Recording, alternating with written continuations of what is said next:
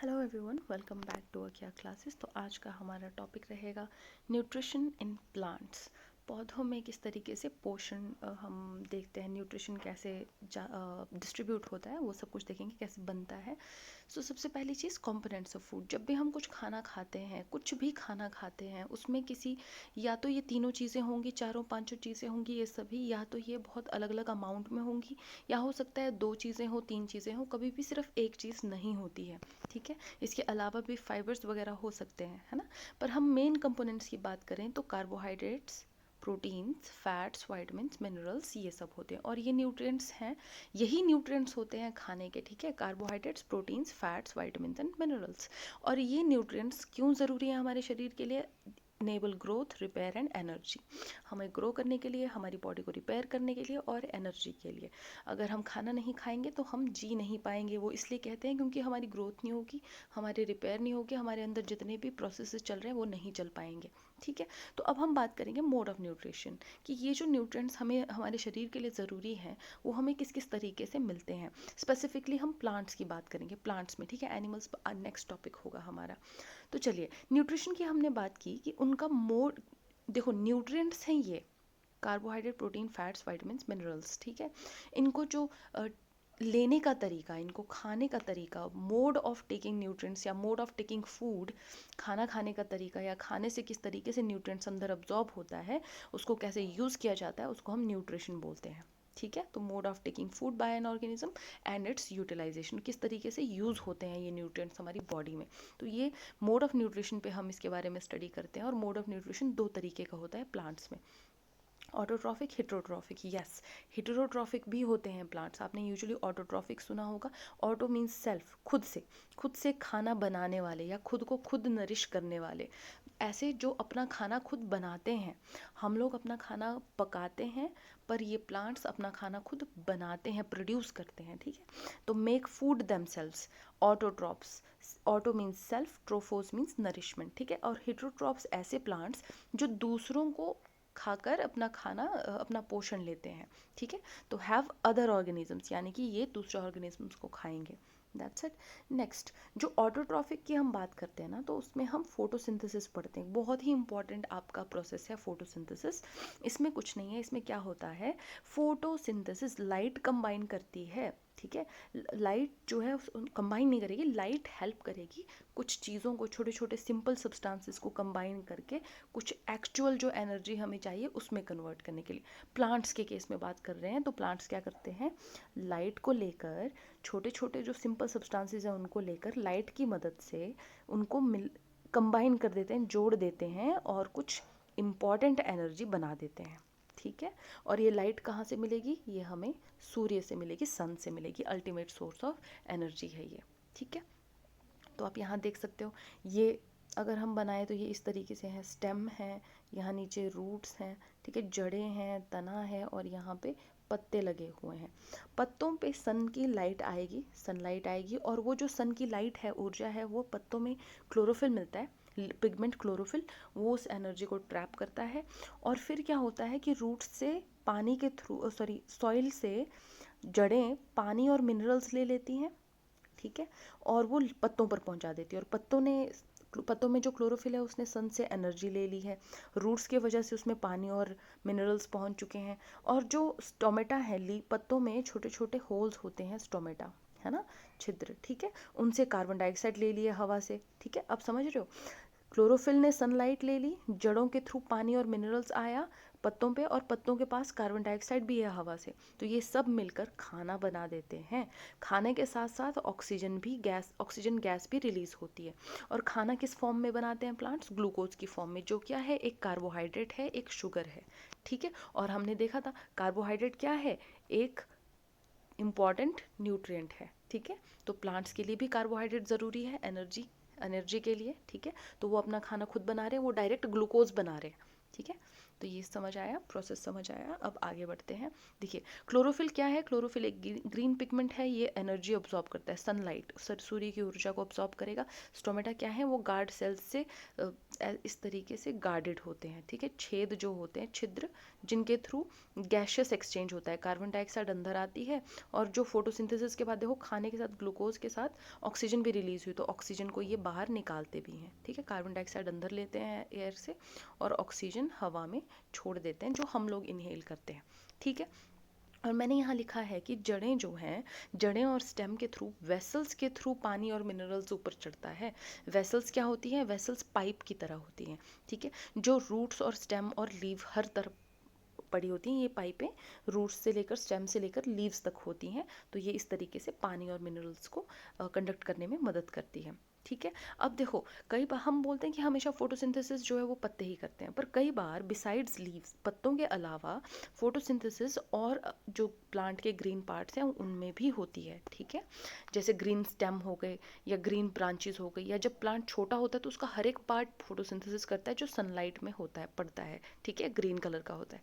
पर जो desert plants हैं, जैसे जो रेगिस्तान के प्लांट्स हो गए जिनमें स्केल्स या स्पाइंस होते हैं, जो पत्तों की जगह पे स्केल्स और स्पाइंस होते हैं, ताकि क्योंकि पत्तों से लॉस ऑफ वाटर ज़्यादा होता है, इसलिए पत्तों की जगह स्केल्स और स्पाइंस होते हैं रेगिस्तान के पौधों में, ताकि जो ट्रांसपिरेशन है वो ना हो पाए। अब आप मुझे कमेंट सेक्शन में लिखकर बताओगे कि ट्रांसपिरेशन और इवेपोरेशन में क्या डिफरेंस है। छोटा सा डिफरेंस है, मैंने पीछे टॉपिक करवाया हुआ है, ठीक है, तो आप बताएंगे मुझे कमेंट सेक्शन में, आपके लिए होमवर्क है। What is the difference between transpiration and evaporation, ठीक है। चलिए अब देखिए यहाँ पे एक इम्पॉर्टेंट इक्वेशन होती है, फोटोसिंथेसिस के दौरान क्या क्या होता है उसको हम एक छोटी सी इक्वेशन में समा देते हैं, वो बहुत इंपॉर्टेंट है, आपको पूछी जा सकती है, ठीक है। तो carbon dioxide plus H2O, sunlight की प्रेजेंस, सनलाइट से जो एनर्जी आती है क्लोरोफिल ले लेता है जो लीव्स में पड़ा होता है, कार्बन डाइऑक्साइड पत्तों ने हवा से लिया है, पानी और मिनरल्स हम जो जड़ों से ले लिया है पत्तों ने, कार्बोहाइड्रेट यानी ग्लूकोज बना लेता है और ऑक्सीजन गैस रिलीज होती है। और एक चीज़ का आपने ध्यान देना है, कई बार आपको ऐसी इक्वेशन आ जाती है, मैं लिख लेती हूँ, 6CO2, ठीक है, ये CO2 है, मैं जो बोल रही हूँ उस पर ध्यान देना है, जो लिख रही हूँ वो थोड़ा सा मैसी हो सकता है ना, 6CO2 प्लस 6H2O, पानी और carbon dioxide gives out, glucose का फॉर्मूला आपको पता होना चाहिए, C6H12O6, ठीक है, ये बना देता है, और साथ में 6 molecules of oxygen O2, arrow ऊपर की डायरेक्शन में लगाया है, मतलब गैस है, ठीक है, गैस की फॉर्म में निकल रहा है। चलिए तो ये है आपकी फोटोसिंथेसिस की पूरी रिएक्शन, ठीक है। ये आपके जो पत्ते हैं उनको हमने साइड से अगर कट कर दिया, साइड से देखेंगे कट करने के बाद तो ऐसा कुछ नज़र आएगा, और ये आपके स्टोमेटा का स्ट्रक्चर है, ठीक है। चलिए अब आगे बढ़ते हैं। देखिए तो अब जो ग्लूकोज बन गया प्लांट्स में, एक बार में जितना बना वो सारा उसी टाइम यूज़ हो जाए ये ज़रूरी तो नहीं, इसलिए ग्लूकोज इकट्ठा हो जाते हैं, स्टोर करने की ज़रूरत पड़ती है, तो ग्लूकोज के मॉलिक्यूल्स इकट्ठा होकर स्टार्च बना देते हैं। और स्टार्च के लिए हमने पढ़ा था क्या होता है, आयोडीन टेस्ट होता है, ठीक है। कार्बोहाइड्रेट्स या फिर स्टार्च मतलब कार्बोहाइड्रेट्स ले लो या स्टार्च ले लो, तो वो आयोडीन की प्रेजेंस में ब्लूइश ब्लैक कलर दे देता है। कार्बोहाइड्रेट का टेस्ट पढ़ा था हमने, वही टेस्ट स्टार्च में भी काम आता है। नोट करें कि जो पत्तों का कलर है, leaves with colour other than green, अब देखो पत्तों का कलर हर बार ग्रीन नहीं होता है, ग्रीन के अलावा और कलर भी होते हैं, तो अगर और कलर के लीव्स हैं तो क्लोरोफिल के साथ साथ उनमें ग्रीन कलर मास्क हो जाता है, क्योंकि उनमें क्लोरोफिल के साथ और कोई पिगमेंट्स होते हैं जो रेड और ब्राउन कलर दे देते हैं, ठीक है। और ध्यान रखना एल्गी ग्रीन कलर का होता है क्योंकि उसमें क्लोरोफिल होता है और वो फोटोसिंथेसिस करते हैं, एल्गी ग्रीन कलर का होता है, क्लोरोफिल प्रेजेंट होता है, फोटोसिंथेसिस करेगा, ठीक है।